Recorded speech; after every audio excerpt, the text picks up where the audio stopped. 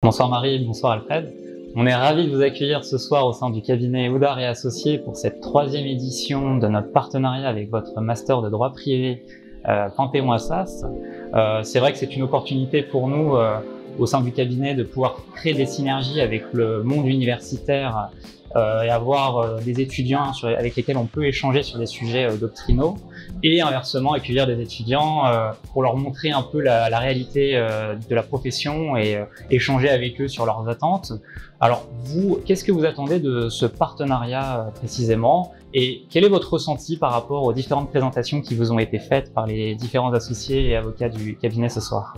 C'est quelque chose d'assez important pour nous, pour les élèves. C'est vrai qu'on est dans un master qui est plutôt axé recherche, plus théorique, et d'avoir ce lien avec le monde de la pratique, avec le monde professionnel, ça nous est très précieux. Parce que quand on est un jeune étudiant, on ne sait pas exactement nécessairement dans quoi on se lance, quels sont les bons cabinets, avec qui travailler, comment travailler, quel département.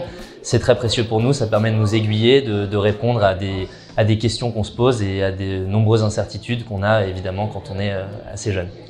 C'était très intéressant là d'être chez Oudart et Associés. C'est un domaine, le domaine de la santé qu'on n'étudie pas forcément en cours.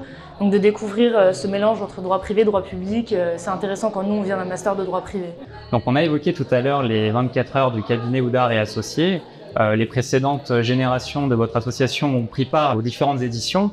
On a pu comprendre que cette année encore il y avait un engouement parce qu'il y avait un nombre d'inscrits encore plus important que la précédente.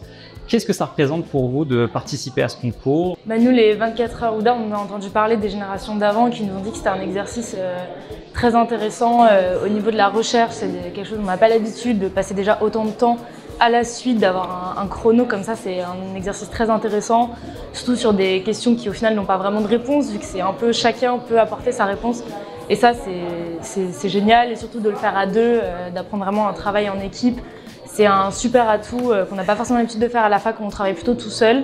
Et puis après, de comme ça l'exposer devant un jury, c'est vraiment super et ça nous apprend à être à l'aise à l'oral et à pouvoir montrer qu'on est sûr de son propos alors que c'est un domaine auquel on n'a pas forcément touché à l'origine. Il y a aussi un prix pour les mémoires et ça aussi, pareillement, c'est très stimulant pour nous et très intéressant de pouvoir vous soumettre nos mémoires, nos recherches, ce qu'on a trouvé. Et encore une fois, toujours dans cette même optique de faire des ponts entre la théorie et la pratique, le monde universitaire et le monde professionnel, c'est toujours très excitant.